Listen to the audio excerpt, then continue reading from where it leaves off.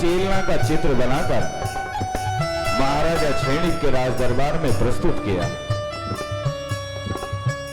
महाराजा छेणिक ने जैसे ही उस चित्र को देखा तो उनके परिणाम बदल गए। उनके मन में यह इच्छा आई कि इस राजकुमारी से मैं अपने पुत्र का नहीं अपना विवाह कराऊंगा। उन्होंने अपने पुत्र अभय कुमार को बुलाया और उसे आज्ञा दी कि जिस राजकुमारी से तुम्हारा विवाह होना है उस राजकुमारी से मैं विवाह करना चाहता हूं। अभय कुमार अनेकों प्रकार की विद्याएं जानता था। उसने छल बल इत्यादि से राजकुमारी चेलना के राज्य में गए और वहां से राजकुमारी चेलना को ले आए और अपने नगर में लाकर अपने पिता महाराजा छेणिक से उनका विवाह करा दिया। महारानी इस समय महाराजा छेणिक की धर्म पत्नी है, उनकी पटरानी है। लेकिन इस कथानक से आप सभी देखेंगे कि जिस राज्य में जैन धर्म का नाम तक नहीं लिया जाता था उस राज्य में धर्म ध्वजा जैन धर्म की कैसे अपनाई गई। बहुत ही सुंदर यह कथानक है।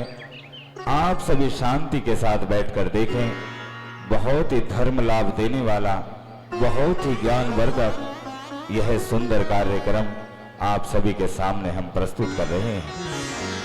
पहला दृश्य वही है जब महारानी चेलना महाराजा छेणिक के राजमहल में तीर्थंकर प्रभु की भक्ति में लीन रहती हैं।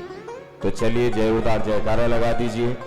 बोलिए आदिनाथ भगवान की जय, बोलिए विश्राम सागर जी महाराज की। ओ पालनहारे निर्गुण और न्यारे,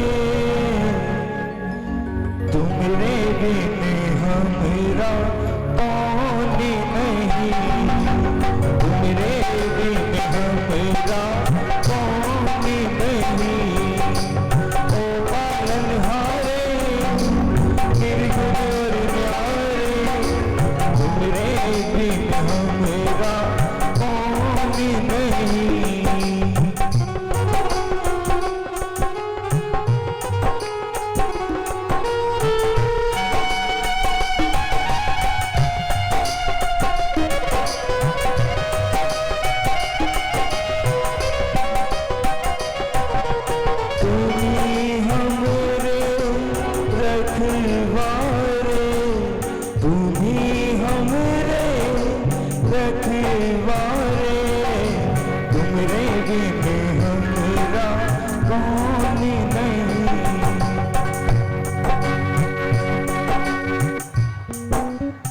महारानी कितना सुंदर गाती हो। ओ पालनहारे तेरे सिवा इस जग में हमारा कोई नहीं। आज हमारे मन में प्रश्न आया है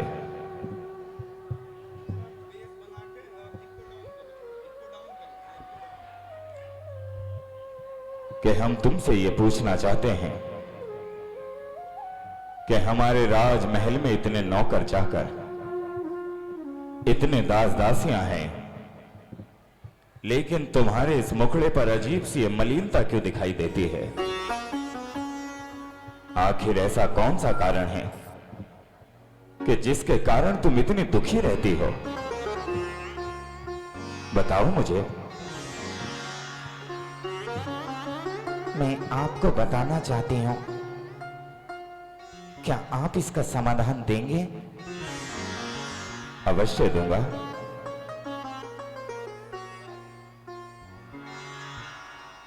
मैं ये कहती हूं, यदि आपके इस राज्य में कोई पुरुष अपनी पत्नी के साथ छल करता है, उसके साथ धोखा करता है, तो आपके न्याय विधान में उसके लिए क्या दंड है? उसे धिक्कार देना चाहिए।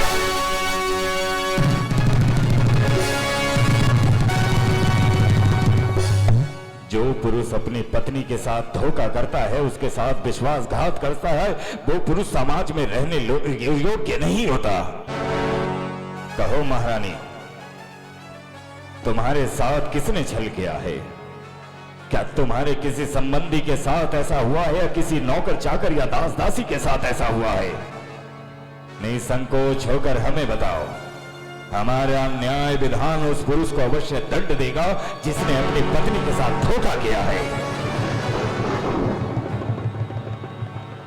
मैं जानना चाहती हूं, क्या आपका न्याय विधान एक राजा के लिए भी वही होगा? यदि आप जानना चाहते हैं तो जान लीजिए। यदि इस राज्य में किसी ने अपनी पत्नी के साथ छल किया है,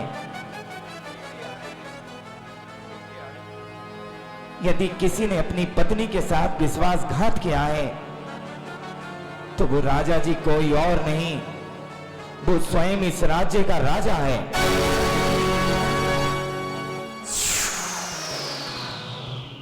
क्या कहा तुमने?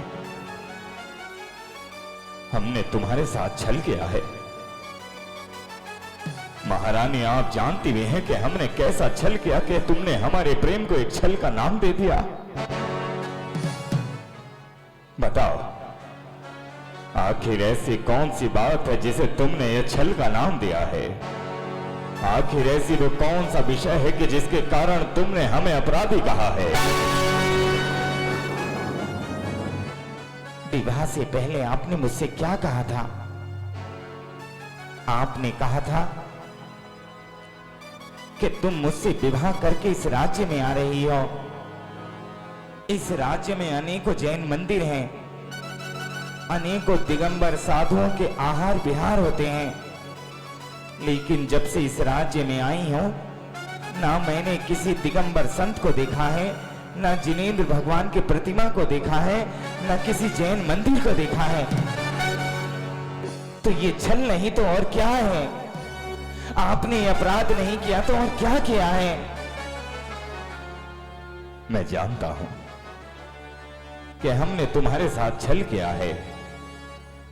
हाँ, हमने तुमसे असत्य कहा है कि इस राज्य में अनेकों जैन मुनि हैं, दिगंबर साधु आते हैं।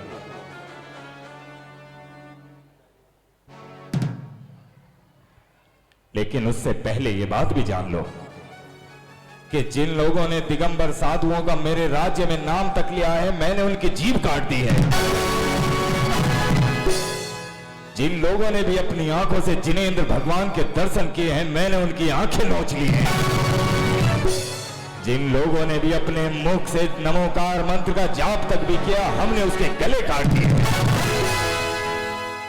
इस राज्य में जिसने भी जैन धर्म का नाम तक लिया है, हमने उसे मृत्यु दंड दिया है। तुम ये बात सोच लो, तुम हमारी पत्नी हो, इसलिए अपने जिनेंद्र भगवान के गीत भी गा सकती हो, अन्यथा यदि कोई और होता तो उसकी गर्दन पर हमारी तलवार न जाने कब की चली। यदि तुम हमारे इस प्रेम को छल कहती हो तो यह ठीक है, लेकिन तुम भी जानो, शास्त्रों का यही कहना है कि पति जिस धर्म, जिस गुरु को जानता हो, मानता हो, पत्नी को हंसकर उस धर्म को स्वीकार कर लेना चाहिए। क्या तुमने ऐसा किया? क्या तुमने हमारे गुरुओं को अपनाया, हमारे धर्म को अपनाया? नहीं अपनाया। अरे देखे हैं तुम्हारे जैन धर्म के गुरु। इससे अच्छा यह है कि तुम अपने छोटे जैन धर्म को भूलकर हमारे धर्म को स्वीकार करो। आप मुझे जानते नहीं हैं। आपने मुझसे विवाह तो कर लिया, लेकिन मुझे पहचाना नहीं है। मैंने जैन कुल में जन्म लिया है, मैंने जैन धर्म को माना है। जैन कुल में जन्म लेने वाला अपने प्राण त्याग सकता है, लेकिन अपने जैन धर्म को कभी नहीं त्याग सकता। ओ, अपने धर्म पर बात आती है तो कहती हो कि धर्म को कोई नहीं त्याग सकता। अरे किस धर्म की बात कर रही हो चैलना? तुम्हारे धर्म के लोगों के गुरु नग्न अवस्था में रहते हैं, उन्हें पहनने के लिए एक वस्त्र तक नहीं दे पाते तुम लोग। तुम्हारे धर्म के गुरुओं के हाथों में एक पीछे और एक कमंडल लेकर वो दर दर भटकते रहते हैं, कभी इस मंदिर कभी उस मंदिर, उनका एक मठ तक नहीं बना सके तुम लोग। हमारे गुरुओं को देखो, उनके ठाट बाट देखो, उनकी धर्मशालाएं, उनके मठों को देखो। तुम्हारे दिगंबर साधु कुछ नहीं जानते होंगे, लेकिन मेरे धर्म के गुरु भूतकाल को बदलना जानते हैं, वर्तमान काल को रोकना जानते हैं, भविष्य काल को परिवर्तन करना जानते हैं। इसलिए तुम अपने उन गुरुओं को छोड़ो। दिगंबर साधुओं की महिमा गाने से कोई लाभ नहीं होगा। मेरे गुरु के चरण छुओगी तो तुम्हारा उद्धार हो जाएगा। क्या आप ये कहना चाहते हैं कि आपका धर्म बड़ा है? आप ये कहना चाहते हैं कि हमारे दिगंबर संत छोटे हैं? महाराज धीराज, दुनिया का जो धर्म सच्चा है, मेरा जैन धर्म ये कहता है कि जो धर्म किसी दूसरे धर्म को छोटा बताता हो, वो धर्म धर्म नहीं, वो कलंक है। और रही तुम्हारे गुरुओं की बात, ऐसा मनुष्य कोई भी शक्ति का योजन नहीं कर सकता कि भूत भविष्य वर्तमान काल इन तीनों कालों की स्थिति को जान सकता हो।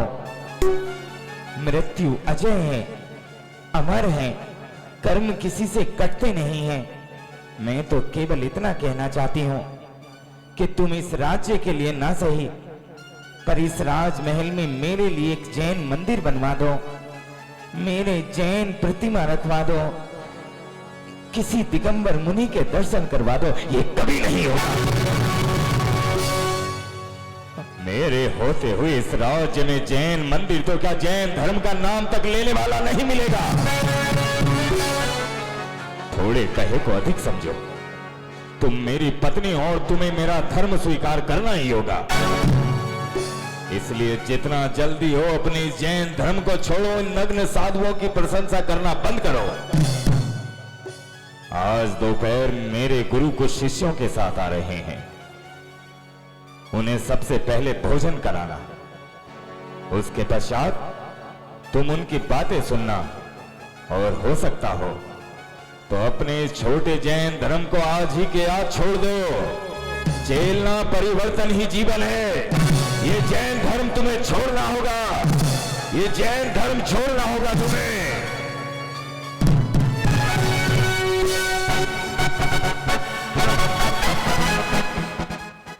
हे जिनेन प्रभु, ये कैसी परीक्षा आन पड़ी है। मैंने कभी आपके चरणों को नहीं छोड़ा। ये राजा जी मेरा धर्म छोड़ने की बात कर रहे हैं। सद्बुद्धि दो, सद्बुद्धि दो प्रभु, सद्बुद्धि दो।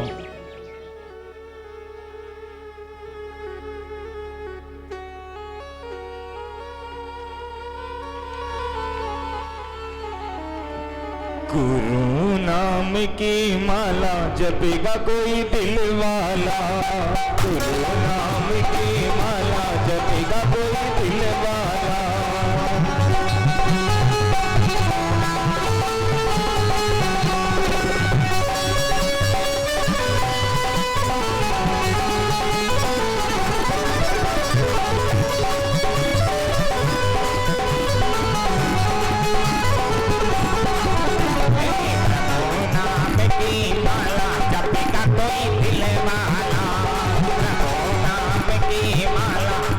कोई दिल वाला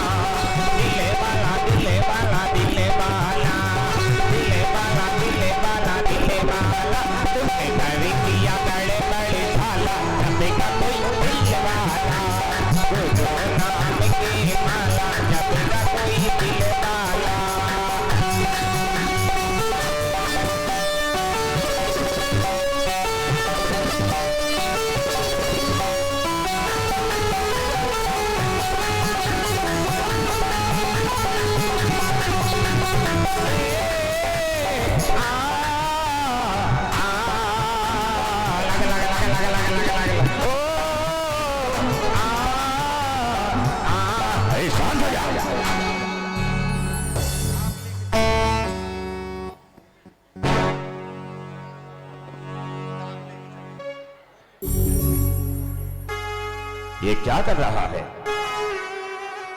मैं तो भक्ति कर रहा था।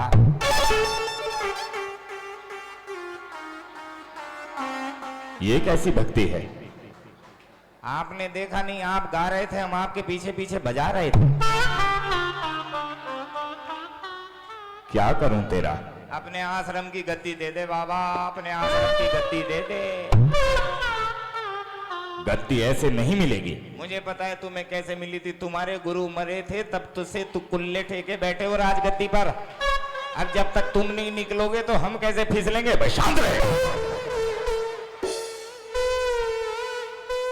अपना हाथ ज्यादा ऊपर मत उठाना, हेलीकॉप्टर है ऊपर।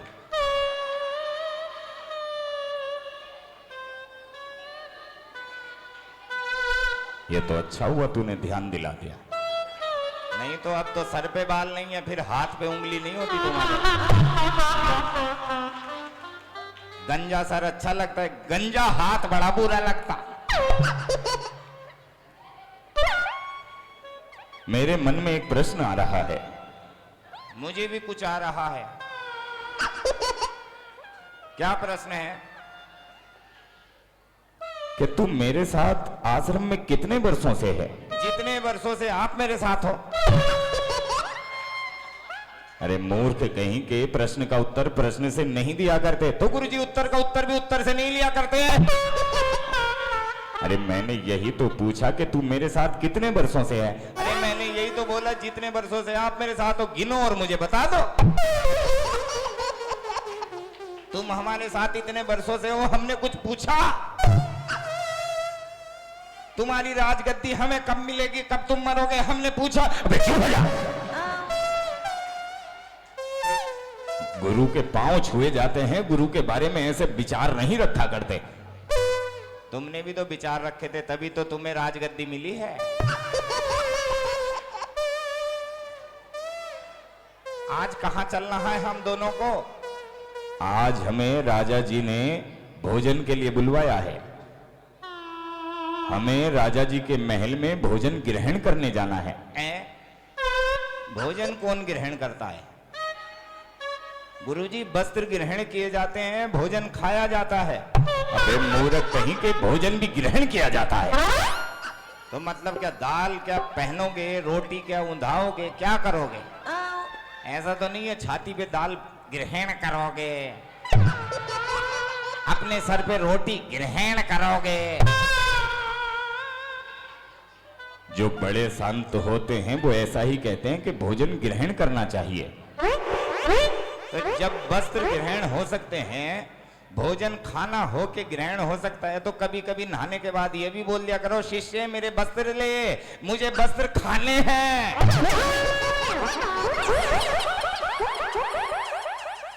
क्या करूं तेरा? अपने आश्रम की गद्दी दे दे बाबा, अपने आश्रम की गद्दी दे दे। ये देखो, ये सामने राजमहल है। कौन सा सामने? तुम्हारा सामने कि मेरा सामने? अरे मैं हाथ से इशारा कर रहा हूं, उधर राजमहल है। उधर जो कुर्सियों पर तो राजमहल नहीं बैठे। अबे मूर्ख कहीं के, ये पूर्व दिशा में तुझे राजमहल नहीं दिखाई दे रहा? ये पीछे तो मनीष भैया बैठे हैं।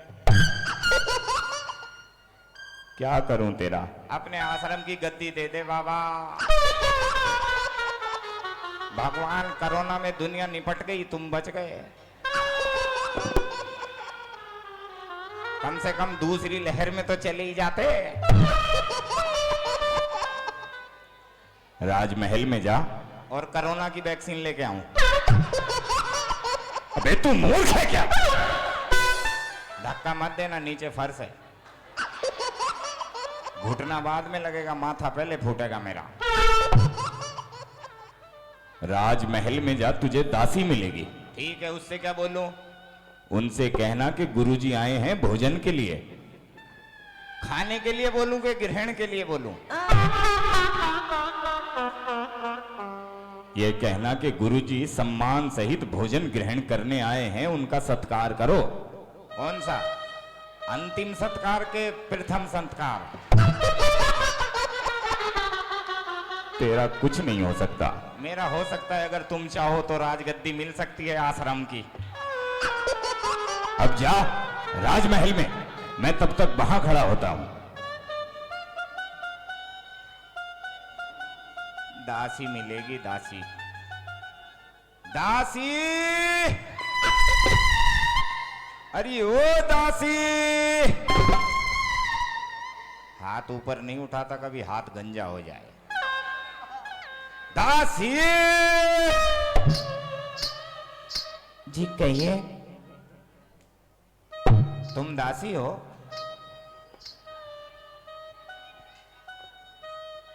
तुम्हें क्या लगती हो? मुझे तो दासियों की रानी लगती हो। मैं इस महल की रानी हूं। लेकिन गुरुजी ने बोला है कि रानी वानी से बात मत करना, दासी मिले तो बात करना, नहीं तो नहीं करना। तुम मत करो, तुम्हें क्या चाहिए? मैं ये कहना चाहती हूँ महारानी जी कि तुम्हारे द्वार पर भिखारी खड़ा है।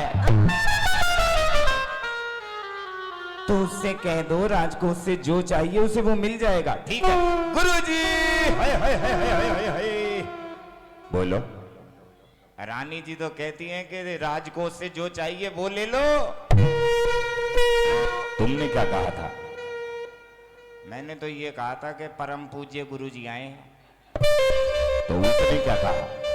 वो कहती मैं किसी को नहीं जानती। अरे दोबारा जाओ और कह राजा महाराजा छेड़ी के गुरुजी आए हैं। ऐसा बोलूंगा तो समझेंगी? बोलेगा तो बिल्कुल नतमस्तक होकर प्रणाम करेंगी मुझे। ठीक है महारानी। बोलो। महारानी जी, तुम्हारे राजमहल के द्वार पर भुक्कड़ खड़ा है। जब से आया है खाना खाना खाना, और उसे खाना ग्रहण करना है। मुझे ऐसा लगता है उसके ग्रहण खराब चल रहे हैं। मुझे तुम सूचना ठीक से नहीं दे रहे हो। अरे देना क्या है, आपके जो महाराजा हैं उनके गुरुजी आए हैं भोजन ग्रहण करने के लिए, लेकिन मुझे ग्रहण नहीं करना, मुझे खाना है। तो उन्हें लेकर आओ ना। ठीक है अभी जाता हूं।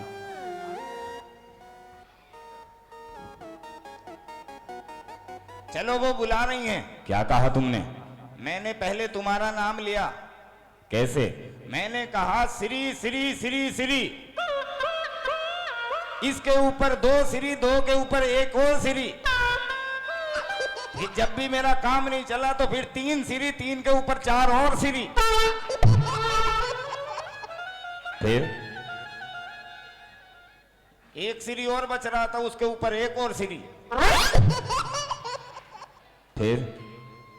तब भी नहीं पहचाना आपको। तो बुला क्यों नहीं है? मैंने अपना परिचय दिया। कैसे? मैंने बताया केवल इकलौता श्री। हाथ जोड़ने लगी, बिल्कुल अभिवादन करने लगी और बोली कि जाओ शिष्य जी अपने गुरु को लेकर आओ। अच्छा, शिष्य के साथ जी लगाएगा और गुरु ऐसे ही बोलेगा? जिसे सम्मान मिला कुछ अपनी जानकारी बढ़ाओ। आओ।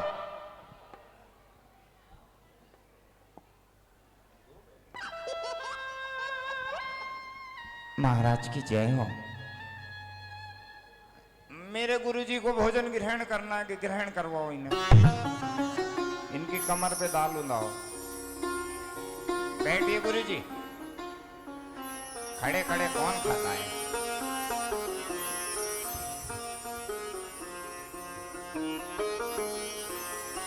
देखो, जब किसी के घर भोजन के लिए आते हैं तो बड़े सम्मान के साथ बैठना चाहिए। अब क्या सर नीचे कर लूं क्या सम्मान के चक्कर में? सम्मान के साथ, मैं तो अपने गुरु के साथ बैठा हूं, सम्मान कहां से लेकर आऊं? लाइए।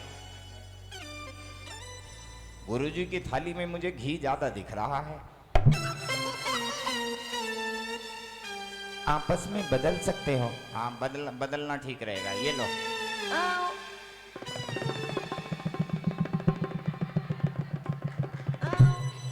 अब मुझे फिर गुरुजी की थाली में घी ज्यादा लग रहा है, तो मुझे ऐसा लग रहा है दूसरे की थाली में घी ज्यादा होता है।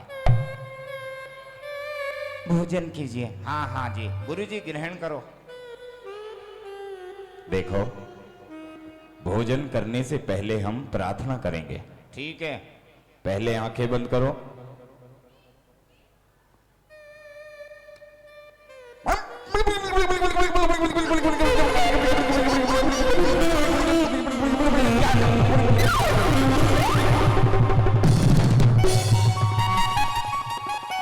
अब भोजन कर सकते हो, लेकिन भोजन गया कहां? आपने प्रार्थना बुलाई सो वो आके खा के गई।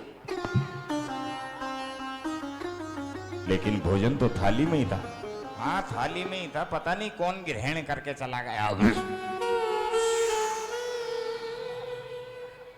मैं फिर से ला देती हूँ आपको, आप चिंता मत कीजिए। हम क्यों चिंता करेंगे, चिंता गुरुजी करेंगे। मेरे तो पेट में आ गई 2 थाली। ये लीजिए। देख शिष्य, इस बार आंखें बंद करके हम श्रद्धा के साथ पूजा करते हुए इस भोजन का निवारण करेंगे। ठीक है, लगे रहो, लगो लगो लगो लगो।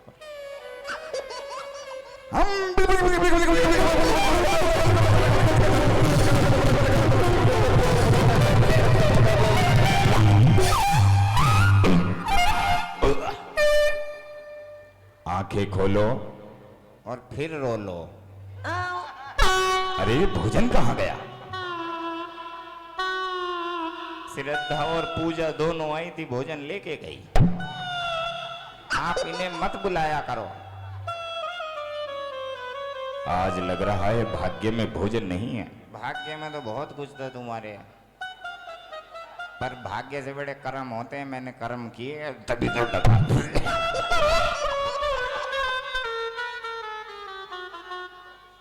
महारानी, महाराजा का कहना है कि तुम जैन धर्म का नाम लेती हो, अपने तीर्थंकर भगवानों का गुणगान करती हो। ये अच्छा नहीं है। आज तुम जैन धर्म का नाम ले रही हो, कल तुम्हें देखकर और लोग गुनगुनाएंगे। आज तुम 1 हो, जब तुम 10 हो जाओगे तो इस राज्य में वो नग्न गुरु भी आएंगे। इसलिए मैं तुमसे कहता हूं कि जितना जल्दी हो अपने जैन धर्म को छोड़कर तुम मेरे धर्म को स्वीकार करो। मैं तुम्हारे गुरुओं की तरह कोई साधारण नहीं हूं। भूतकाल, भविष्य काल और वर्तमान काल को बदलने की मैं ताकत रखता हूं। इसलिए जितना जल्दी हो इस धर्म को छोड़ो और हमारे धर्म को स्वीकार करो। तुम देखोगी कि हमारा धर्म अपनाते ही तुम कैसे अलौकिक दृश्य, ऐश्वर्य, न जाने क्या क्या क्या क्या क्या क्या आनंद लोगी। मैं जानता हूं कि खड़े पांव इन बातों का निर्णय तुम नहीं कर पाओगी। तुम ये भी सुन लो कि जिस किसी ने भी नमोकार मंत्र या जैन धर्म का नाम तक लिया, मैंने खुद तेरे राजा से उसे मृत्यु दंड दिलवाया।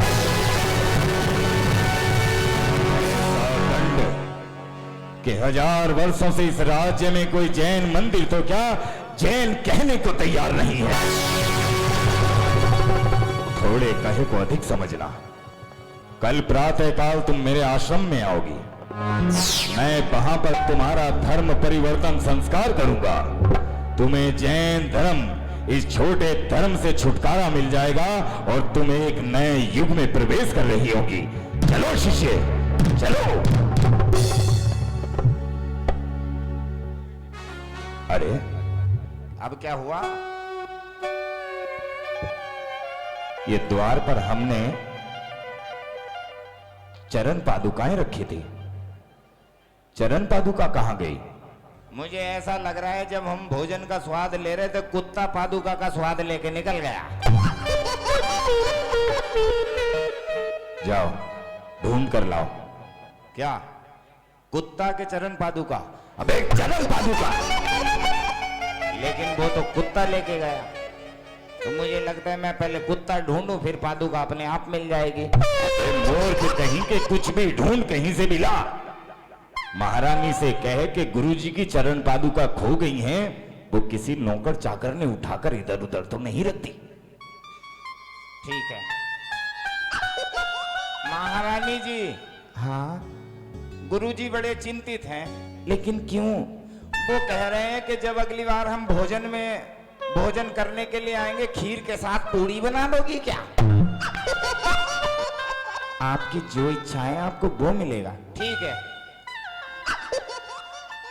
गुरुजी, रानी जी का कहना है आपकी जो इच्छा है वो मिलेगा। क्या चरण पादुका में? नहीं नहीं, खीर पूरी में।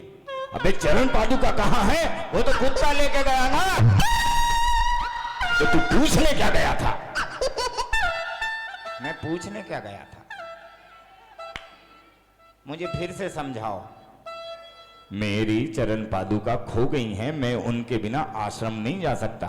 क्यों नहीं जा सकते? चरण पादुका क्या डीजल है क्या तुम्हारा जो चलोगी नहीं उसके बिना? एक बार फिर से जाओ और पूछ कर आ कि चरण पादुका किसी ने उठाकर तो नहीं रख दी। ठीक है रानी जी। जी कहिए। गुरुजी कह रहे हैं कि द्वार पे अगली बार दाल चावल मिल जाएंगे क्या? तुम्हें जो चाहिए मैं वो दे दूंगी। ठीक है ठीक है ठीक है गुरुजी गुरुजी गुरुजी कुछ जैसी चाहिए वैसी मिलेगी। लोहे की चाहिए लोहे की मिलेगी, लकड़ी की चाहिए लकड़ी की मिलेगी। दाल चावल बड़े स्वाद मिलेंगे तुम्हें।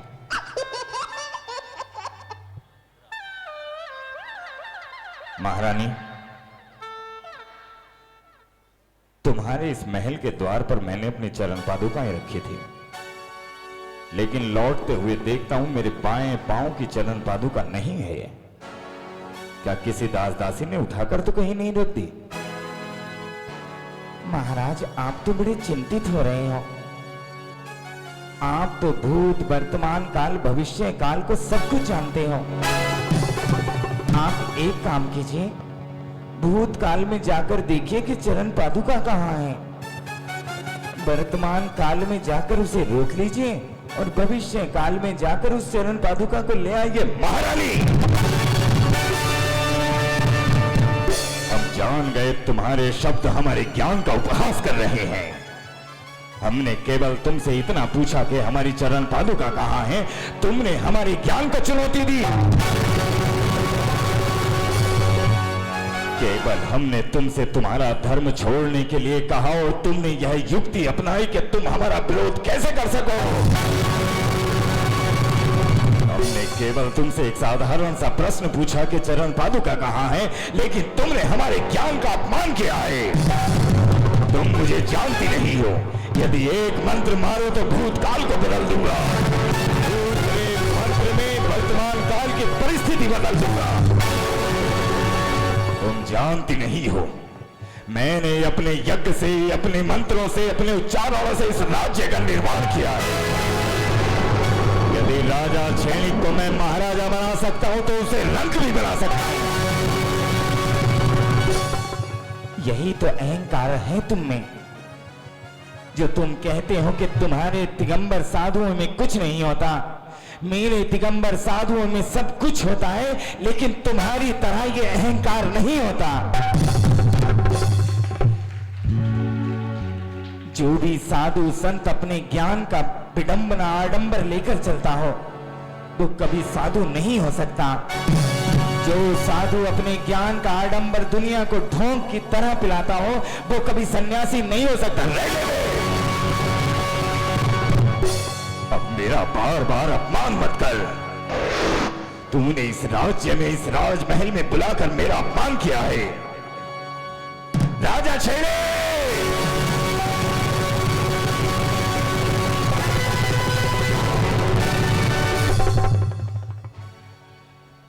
प्रणाम गुरुदेव। रहने दे। तेरी पत्नी हमारा अपमान कर रही है और तू हमें झुककर प्रणाम कर रहा है। क्या तूने इसीलिए हमें भोजन पर निमंत्रण दिया था कि तेरी रानी हमारा अपमान करती रहे? केवल तेरी रानी से इतना पूछा कि हमारी चरण पादुका कहाँ है, वो कहती है कि ज्ञान लगा और चरण पादुका ढूंढ कर लेकर आ।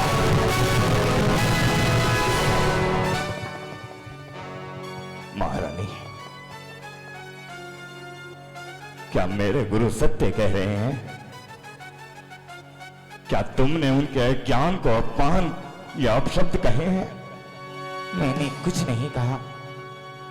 मैं तो केवल इतना कहना चाहती हूं कि जो धर्म गुरु स्वयं को इतना बड़ा कहता हो और अपनी वस्तु का तनिक ध्यान न रख सकता हो, वो भला अपने भक्तों, अपने शिष्यों का क्या भला कर सकता है? महारानी, जरूर तुमने ये शब्द प्रयोग करके जो हमारे छाती को भी चीर रहे हैं, हमारे गुरु का अपमान किया होगा। मैंने अपने गुरु को कभी इतना क्रोध अवस्था में नहीं देखा। इसलिए अच्छा यही रहेगा कि तुम इसी समय अपना मस्तक इनके चरणों में रखो। मैं ये नहीं कहती कि मेरा मस्तक किसी के सामने झुकता नहीं है। मैं मस्तक झुकाती हूं तो जिनेंद्र प्रभु के सामने झुकाती हूं। क्या अगर मेरा मस्तक झुकता है तो उस साधु के सामने झुकता है जो दिगंबर संत जैसी वैया वृत्ति करता हो, उनके जैसे नियम व्रत का पालन करता हो। देख रहा है, निर्लज्ज,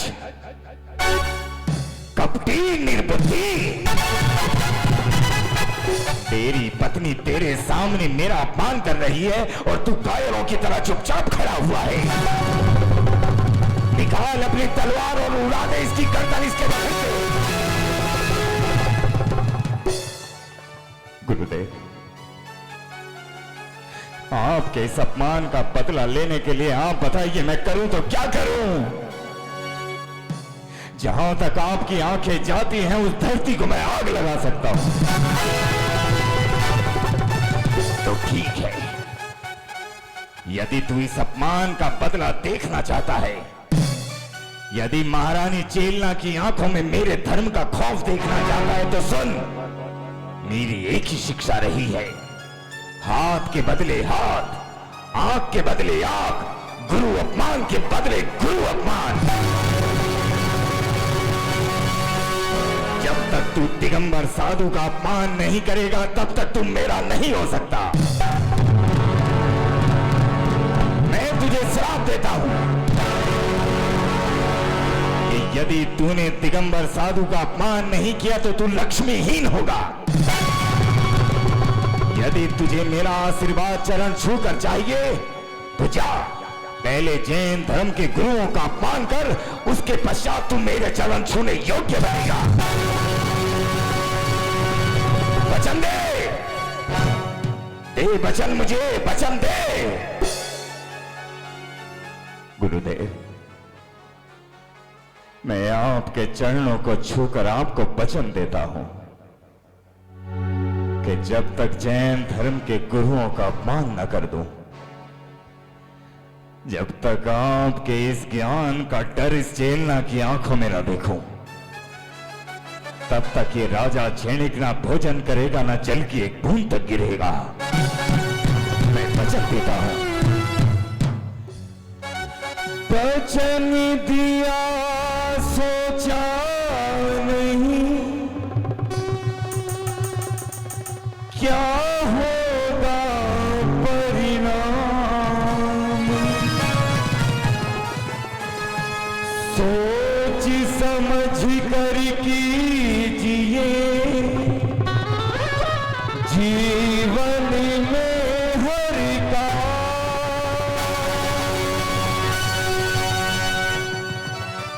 चंद्र करे सूरज करे,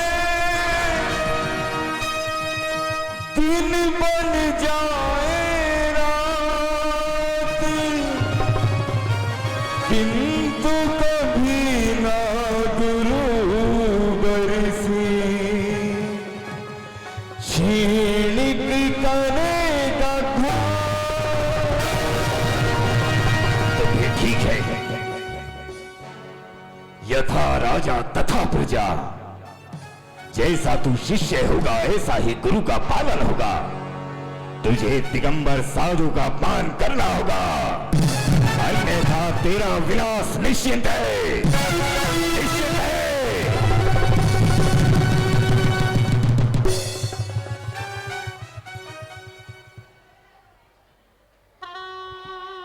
आप मुझे क्षमा कर दीजिए। मेरा उद्देश्य ये नहीं है कि मैं आपके धर्म या आपकी भक्ति को ठेस पहुंचाऊं। मैं तो इसलिए आपकी आंखें खोलना चाहती हूं ताकि आप देख सकें कि कुछ गुरु गुरु कहलाने योग्य नहीं होते। ये अंधविश्वास है, इसे छोड़ दीजिए। छोड़ दें उसे? तुम मुझे मेरे धर्म, मेरे गुरु को छोड़ने के लिए कह रही हो? मेरे गुरु यहां पर चीखते रहे, चिल्लाते रहे और तुम उनका अपमान करती रही। ये तुमने अच्छा नहीं किया। तुम मेरे राजमहल में जैन धर्म का नाम लेती रही, दिगंबर प्रभु के उनके दर्शन करती रही, उनके गीत गाती रही, लेकिन हमने कुछ नहीं कहा। लेकिन तुमने घर पर बुलाकर मेरे गुरु का अपमान कर अच्छा नहीं किया। यदि बात अब धर्म की है, यदि बात अब गुरुओं के सम्मान की है, तो ठीक है, तू तेरे धर्म के साथ रह चेलना, मैं मेरे धर्म के साथ रहता हूं। तू अपने गुरु की आज्ञा का पालन कर और मैं अपने गुरु की आज्ञा का पालन करता हूं। मैं संसार को यह दिखाकर रख दूंगा, मैं संसार को यह दिखा दूंगा कि तेरे जैन धर्म का इस दुनिया में कोई अस्तित्व ही नहीं है, कोई अस्तित्व नहीं है। बदला लूंगा, बदला लूंगा मैं।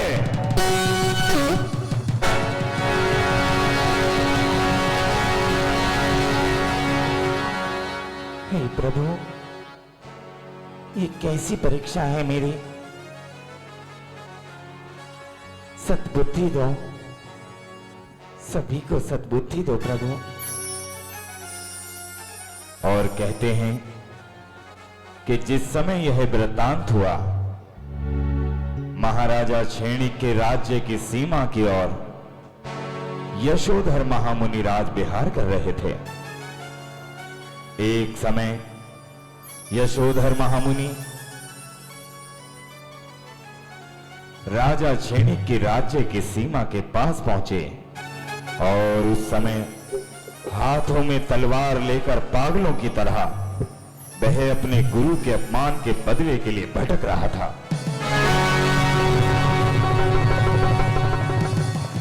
मैं अपने गुरु के अपमान का बदला लूं तो लूं कैसे? यदि मैंने किसी दिगंबर साधु का अपमान नहीं किया तो मेरे गुरु मुझे वचन नहीं देंगे, मुझे आशीष नहीं देंगे। बदला चाहिए मुझे, अपने गुरु के अपमान का बदला चाहिए मुझे। चाहे कोई भी हो, एक बार मेरे राज्य की सीमा में कोई जैन धर्म का नाम मिले तो भी बदला पूर्ण हो जाएगा।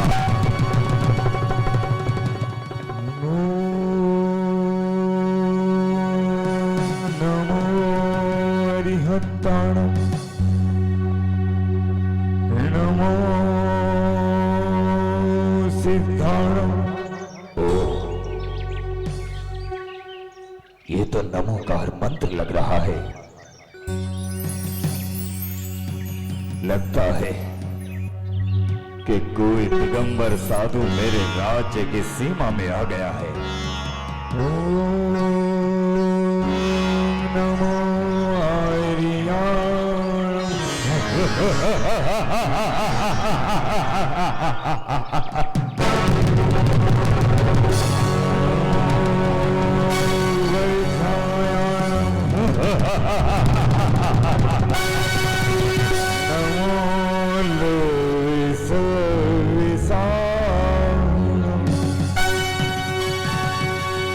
अपनी आंखें खोल।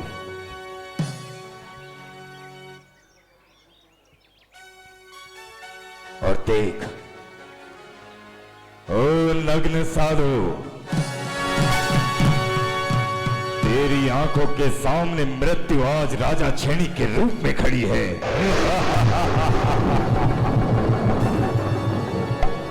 तेरे धर्म में आस्था रखने वाली, तुम्हारे चरणों को छूकर बड़ी होने वाली, तुम्हारे जैन सिद्धांतों पर चलने वाली उस पत्नी ने मेरे गुरु का अपमान किया है। तेरी आंखें बंद रहे तो तेरे अपमान से भला क्या लाभ? इसलिए अपनी आंखें खोल और बंद कर अपने इस ढोंग को। आंखें बंद करके जो मंत्र तुम जाप करते हो। अरे ओ दिगंबर साधु, देख यमराज आज राजा छेनी के रूप में आया है। बड़ा ढीठ है, अपनी आंखें नहीं खोलता। अरे ओ दुर्बुद्धि, अरे ओ ढीठ, दुनिया को तुमने ये दिखाया होगा कि तुम्हारे धर्म से पवित्र कोई धर्म नहीं है, लेकिन देख रहे हो अपनी दशा। 2 गज वस्त्र तक नहीं देते तुम्हें पूजने वाले। हाथों में एक पिच्ची कमंडल देकर तुम्हें वो शस्त्र देकर यह सोचते हैं कि उससे जीवन कट जाएगा। तू यमराज से बातें करता हो या ना करता हो, लेकिन साथ साथ इस राजा सैनिक से बातें कर। इन आंखों की लालिमा में तू अपना बलिदान दे, अपना पान दे। अच्छा, तो तू ऐसे नहीं मानेगा। कहते हैं कि जब भक्ति में आंखें ना खुलें तो डर में आंखें खुल ही जाती हैं। मैं तुझे अवश्य डराऊंगा, ना मैं तुझे स्वयं मारूंगा, लेकिन दूसरे से तेरी हत्या तो करवा सकता हूं ना। ओ जंगल के राजा, इसी समय और इस दिगंबर साधु की बोटी बोटी नोच खा ले। आजा।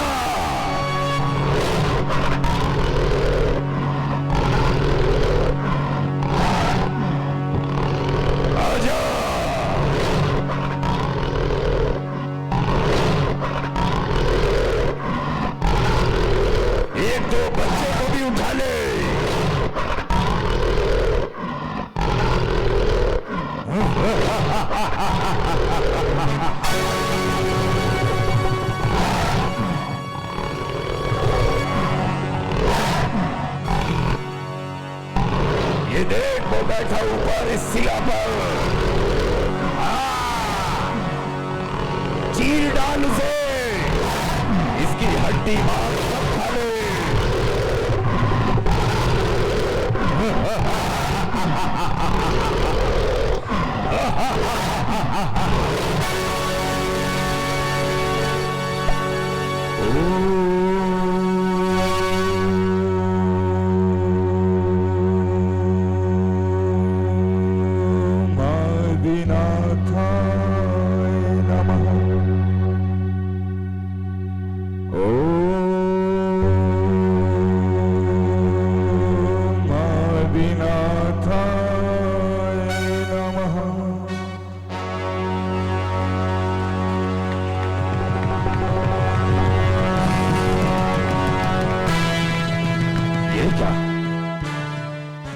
जो आज तक हिंसा के मार्ग पर चलता आया, जो आज तक दूसरों को मार कर खाता आया, वो शेर भी आज इस दिगंबर मुनि को कुछ नहीं कह सका।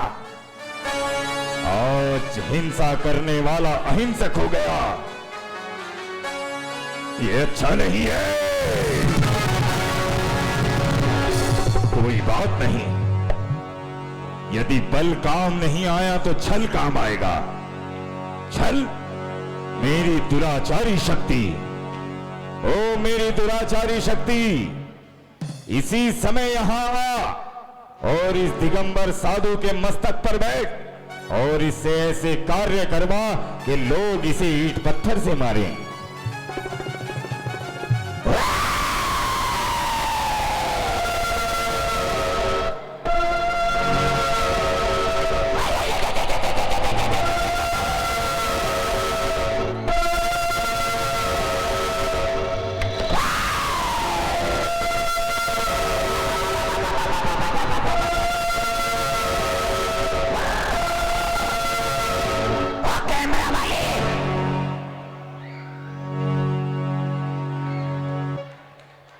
वीडियो बना।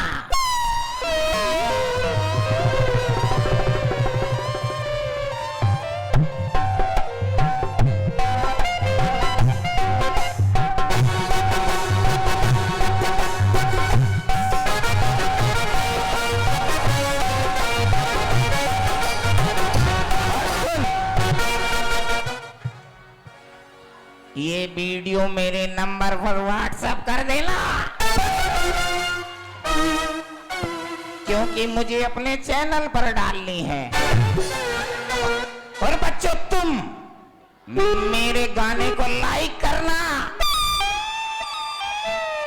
और मेरे चैनल को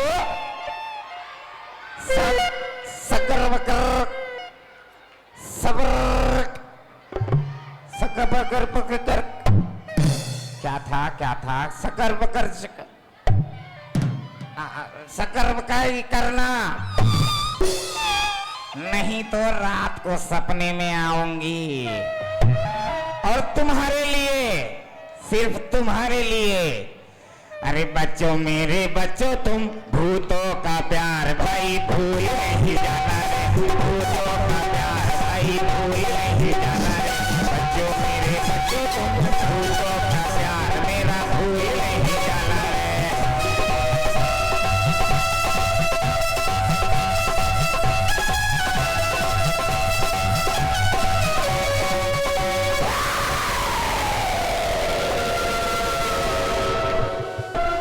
क्या करना है? तू वहां जा और इस दिगंबर साधु के मस्तक में बैठ के इससे ऐसे काम करवा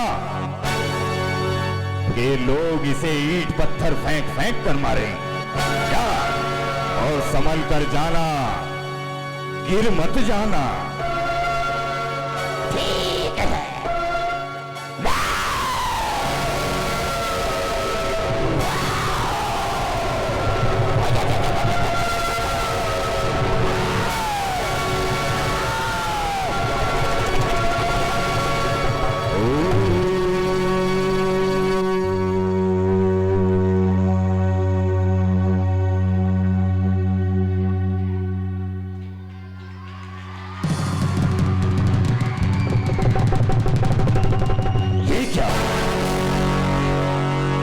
दुराचारी शक्ति आज तक दूसरों का शोषण करती आई, रक्त मांस मज्जा पीती आई, वो इस दिगंबर साधु के सामने झुक गई।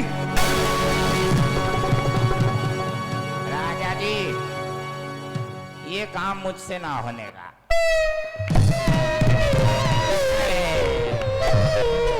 तो क्या करेगी? कुछ और काम हो तो बता दो। तुझे जिस काम के लिए बुलाया वो काम तुझसे क्यों नहीं हुआ? मुझे क्यों बुलाया? अपने आप कर लो। और कुछ काम हो, इनमें से कोई बच्चा उठाना हो, खिलाना हो, ये तो मुझे ऐसा लगता है भिंड के बच्चे मुझे भिंडी खिला के छोड़ेंगे। तो तू यहाँ आई क्यों थी? वीडियो बनवाने आई थी। और कोई काम हो तो बताना। लॉकडाउन में बड़े बुरी हालत हो रही हमारी, कोई काम ही नहीं हमारे पास, सब लोग घर के अंदर है, चौराहों पर कोई आता ही नहीं, किसे चिमटू? तू बेकार हो गई। कोरोना में पूरे देश बेकार हो गए, हम क्या अलग से हुए? क्या चली जा। ठीक है, जा रही हूँ। कैमरा वाले, या तो वीडियो कल तक भेज देना, नहीं तो तुझे ऐसा वायरल करूंगी, ऐसा वायरल करूंगी, कैसा कि तुझे वायरल बुखार हो जाएगा। और बच्चों, तुम्हारे लिए मेरा गाना लाइक करोगे, चैनल सकर बकर बकर करोगे, तो तुम्हारे लिए अरे कच्चा बादाम, ये है कच्चा बादाम, कच्चा बादाम रे, कच्चा बादाम, आओ मेरे प्यारे भाई, कच्चा बादाम, कच्चा बादाम, देखो कच्चा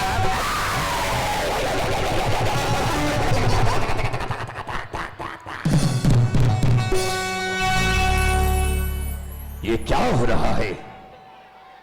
जो भी आता है इस दिगंबर साधु के चरणों में जाकर बैठ जाता है। मुझे ही कोई युक्ति रचानी पड़ेगी, मुझे ही कुछ करना पड़ेगा।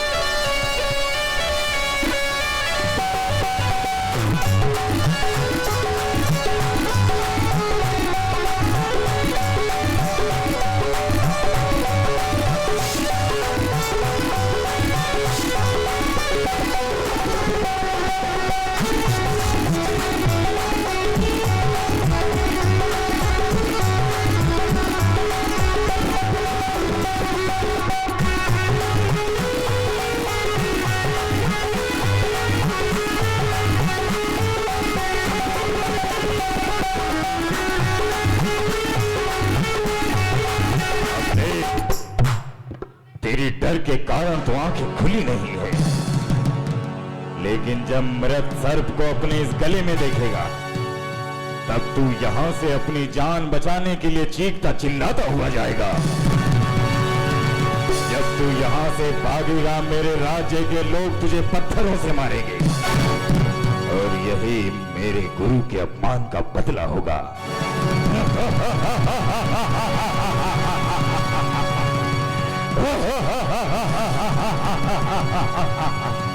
यही मेरे गुरु के अपमान का बदला होगा।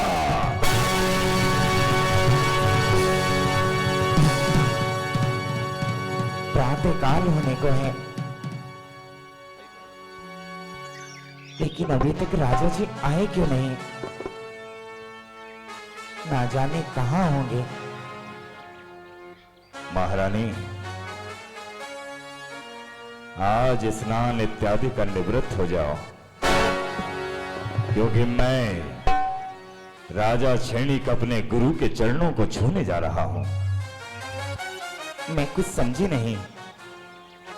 समझी क्या नहीं? क्योंकि आज मैंने अपने गुरु के अपमान का बदला जो ले लिया है।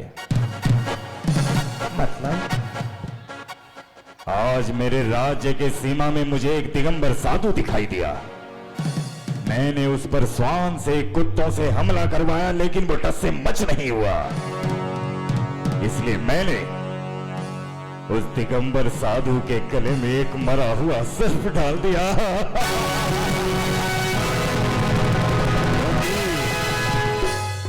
जब भी उसकी आंखें खुलेंगी और अपने गले में उस सर्प को देखेगा, वो वहां से तुम दबा कर भागेगा और लोग उसे पत्थर मारेंगे। तुम जानते नहीं हो, यदि इस संसार में सबसे बड़ा कोई पाप है तो वो पाप वो है कि जब कोई किसी दिगंबर साधु की निंदा करता है या उसके शरीर को कष्ट देता है, इस संसार में इससे बड़ा कोई पाप नहीं होता। अच्छा,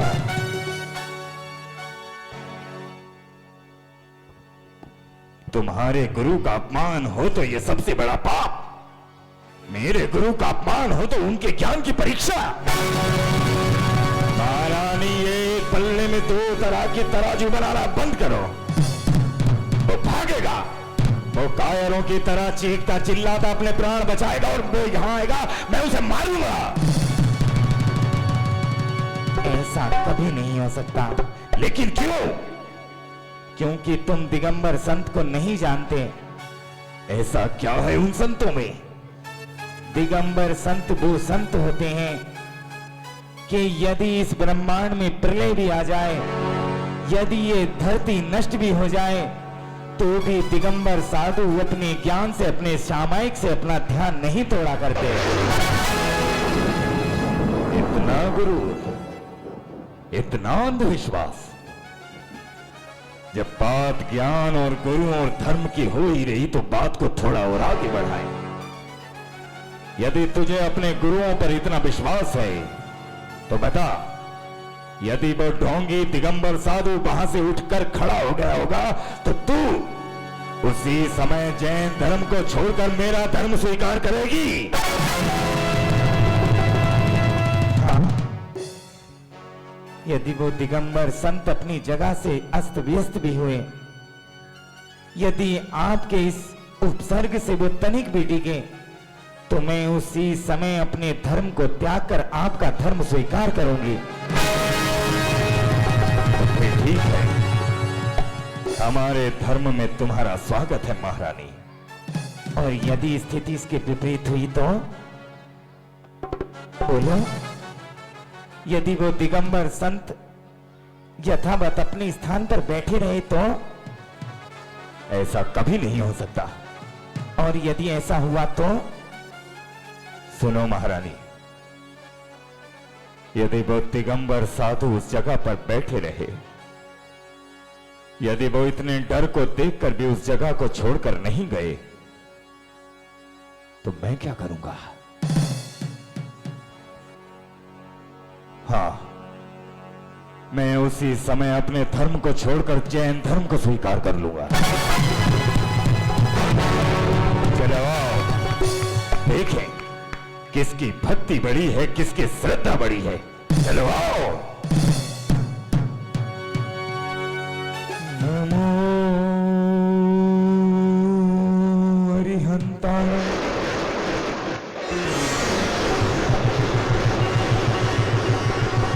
कहते हैं कि उस दिगंबर मुनि के शरीर पर रक्त के कारण इतनी सारी चींटियां कुरेद रही थी। करोड़ों चींटियां उनके शरीर में छेद कर रही थी, लेकिन वो अस्त व्यस्त नहीं हुए। महारानी चेलना ने आटे का चूर्ण चारों ओर डालकर उनके शरीर से उस पीड़ा को दूर भगाया, और राजा क्षणिक का हृदय इस दृश्य को देखकर द्रवित हो गया। ये वही दिगंबर साधु है जिसके ऊपर मैंने नर पिशाच इत्यादियों से आक्रमण कराया।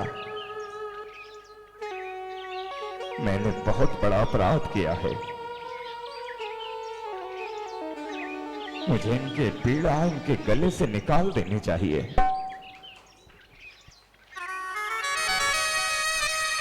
हे महामुनि, मैं राजा क्षणिक, आज तक मैंने कभी किसी के जैन धर्म के प्रवर्तक या उनके संत के सामने मस्तक नहीं झुकाया, लेकिन आज आपकी ये भक्ति श्रद्धा देखकर, ये पर्वत की तरह आपका ज्ञान देखकर, ये राजा क्षणिक आपके चरणों में अपना मस्तक रखता है।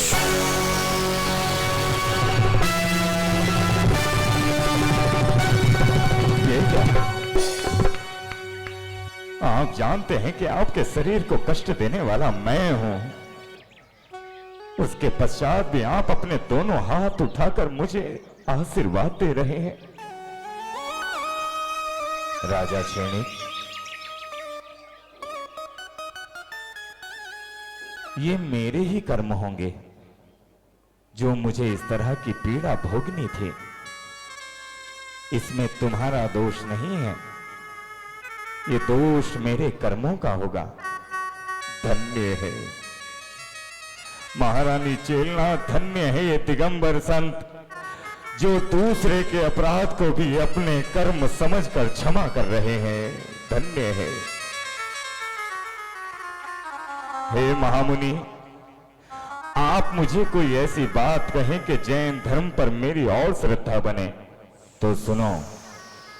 दिगंबर साधु का अपमान करना या उनके शरीर को कष्ट देना तुम्हें पहले नरक में ले आया था, लेकिन एक संत के चरणों को छूकर पश्चाताप करना तुम्हें उस 7वें नरक में ले आया है। हे महामुनि, मेरे राज्य में जैन धर्म का नाम लेने वाला तक नहीं था, लेकिन अब इस राज्य में मैं सबसे सुंदर स्वर्ण का जैन मंदिर बनाऊंगा। उस मंदिर में जिन प्रतिमा लगवाऊंगा, मेरा यह नगर जैन धर्म के ध्वजों से सजा रहेगा, सजा रहेगा। आओ मेरी नगरी में चलो, मेरे साथ चलो। मेरे गुरुदेव आए आज मेरे गांव में, मेरे गुरुदेव आदिनाथ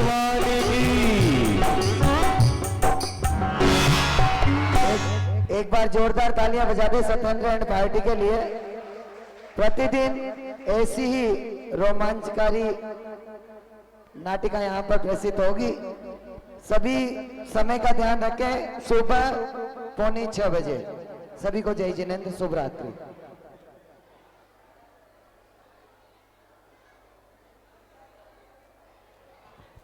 सभी लोग ध्यान से सुने।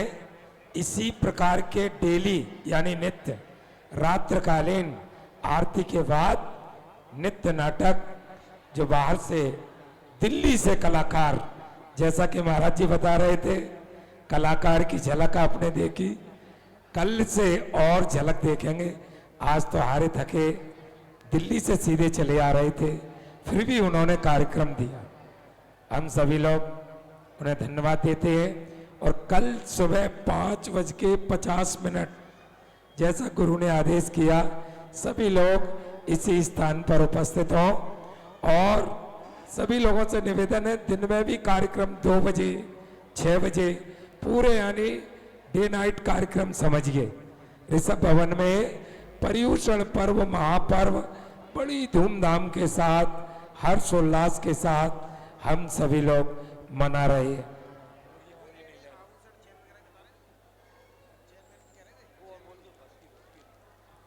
हाँ, कार्यक्रम के बाद पर्युषण पर्व के बाद संभवतः 13 तारीख को पथरिया एंड कुंडलपुर विधान के बाद सभी शिवरार्थिगण ध्यान से सुने। विधान के बाद पथरिया और कुंडलपुर के दर्शन करने हेतु हम सभी लोग यहाँ से बसों के द्वारा चलेंगे। गोलू और टीटो आशीष 3 जनों से संपर्क कर लें बस के लिए। बस यहाँ से तारीख कल सुबह फाइनल करेंगे। सभी लोग पथरिया कुंडलपुर, क्योंकि आचार्य विराट सागर जी महाराज के मंगल आशीर्वाद से ऐतिहासिक चमत्कारिक पर्युषण पर्व हम सभी लोग यहाँ पर ऋषभ भवन में मना रहे हैं। सभी लोगों से निवेदन है, समय का ध्यान रखेंगे। धन्यवाद। पथरिया कुंडलपुर बस द्वारा संपर्क करेंगे गोलू टीटो आशीष जैन से। धन्यवाद।